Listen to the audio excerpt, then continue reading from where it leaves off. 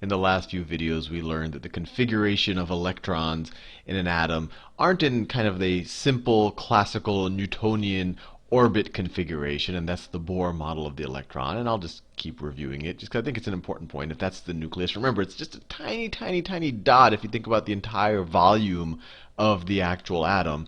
And instead of the electron being in kind of orbits around it, which would be how a planet orbits the sun. So instead of being in orbits around it, it's described by orbitals, which are these probability density functions. So an orbital, let's say that's the nucleus, it would describe, if you took any point in space around the nucleus, the probability of finding the electron. So actually in any volume of space around the nucleus, it would tell you the probability of finding the electron within that volume. And so if you were to just take a bunch of snapshots of electrons, let's say in the 1s orbital, and that's what the 1s orbital looks like.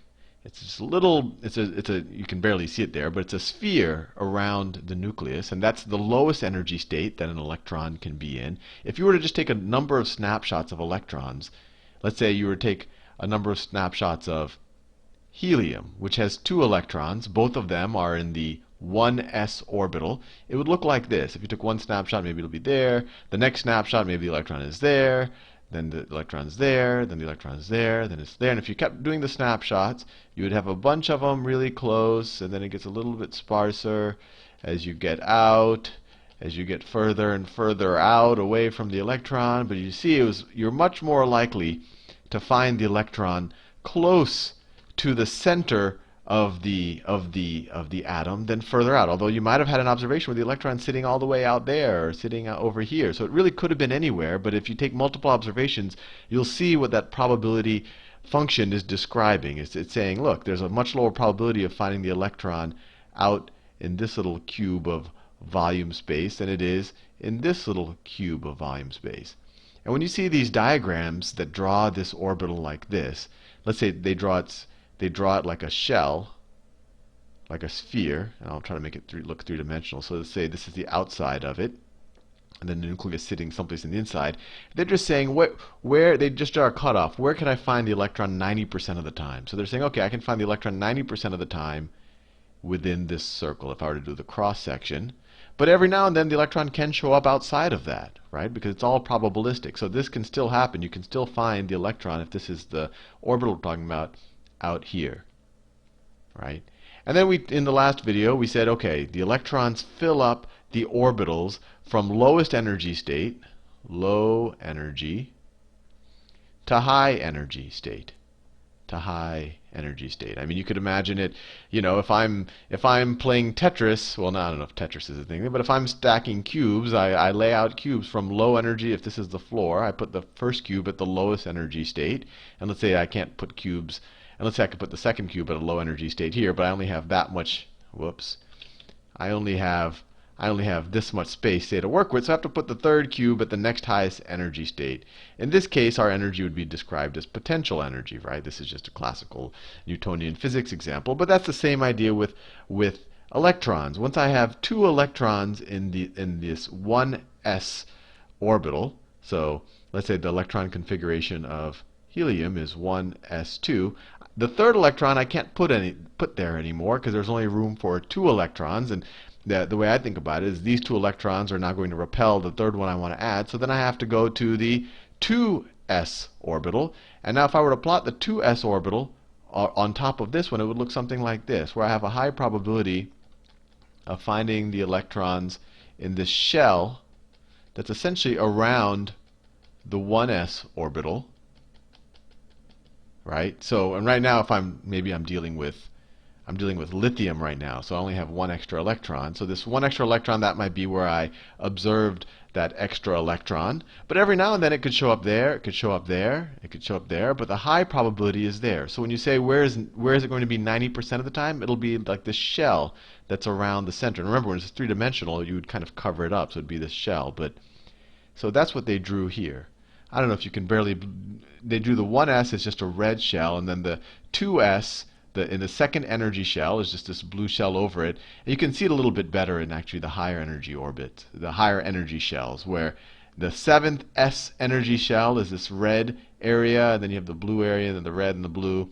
And so I think you get the idea. And each of those are energy shells. So you kind of keep overlaying the s orbitals around each other. But you probably see this other stuff here. And the general principle, remember, is that the electrons fill up the orbital from lowest energy orbital to higher energy orbital. So the first one that's filled up is the 1s. This is the 1. This is the s. So this is the 1s. It can fit 2 electrons. Then the next one that's filled up is 2s. It can fill 2 more electrons. And then the next one, and this is where it gets interesting, you fill up the 2p orbital. The 2p orbital. That's this right here. 2p orbitals. And notice the p orbitals have something p sub z, p sub x, p sub y. And you know, what does that mean? Well, if you look at the p orbitals, they have these dumbbell shapes, and they look a little unnatural, but I think in future videos we'll show you how they're analogous to standing waves. But if you look at these, there's 3 ways that you can configure these dumbbells. One in the z direction, up and down. One in the x direction, left to right. And then one in the y direction, this way, forward and backwards, right? And so if you were to draw, let's say you wanted to draw the p orbitals. So let's say, so this is what you fill next. And actually you fill 1 electron here, then another electron here, then another electron there. Then you fill another electron, and we'll talk about spin and things like that in the future, but there, and there, and that's actually called Hund's rule. But maybe I'll do a whole video on Hund's rule, but that's not relevant to a first-year chemistry lecture. But it fills in that order, and once again, I want you to have the intuition of what this would look like. I should put look in quotation marks because it's very abstract. But if you wanted to visualize the p orbitals, let's say we're looking at the electron configuration for, let's say, for carbon. So the electron configuration for carbon, the first 2 electrons go into, so 1s1, 1s2. So then it fills, sorry, you can't see everything. So it fills the 1s2. So carbon's configuration, so carbon, it fills 1s1, then 1s2. And this is just the configuration for helium. Then it goes to the second shell, which is the second period, right? That's why it's called the periodic table. We'll talk about periods and groups in the future. And then you go here. So this is filling the S, the 2s. We're in the second period right here. That's the second period. Let's see, 1, 2. I have to go off so you can see everything. So it fills these 2. So 2s2. And then it starts filling up the p orbitals. So then it starts filling 1p and then 2p. So, and we're still in the second shell. So 2s2, 2p2. So the question is, what would this look like if we just wanted to visualize this orbital right here, the p orbitals? So we have 2 electrons. So 1 electron is going to be in the, let's say if this is, I'll try to draw some axes. That's too thin. So if I draw it in a 3-dimensional volume kind of axes,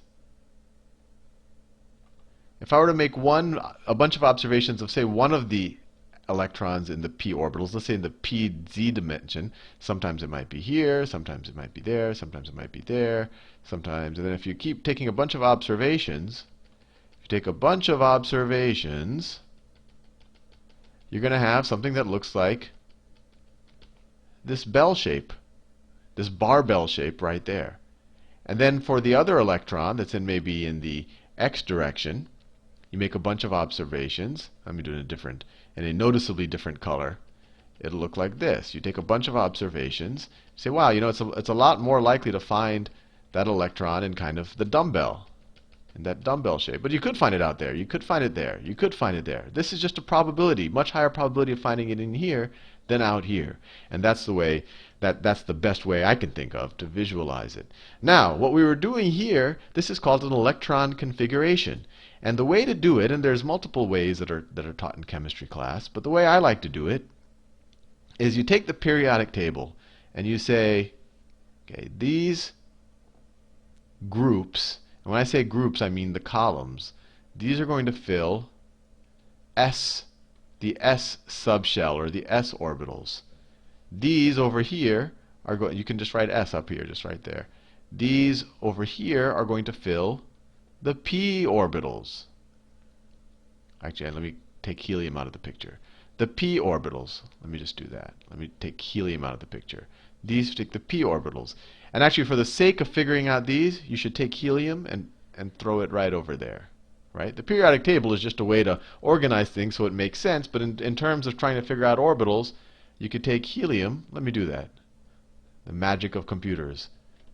Cut it out, and then let me paste it right over there.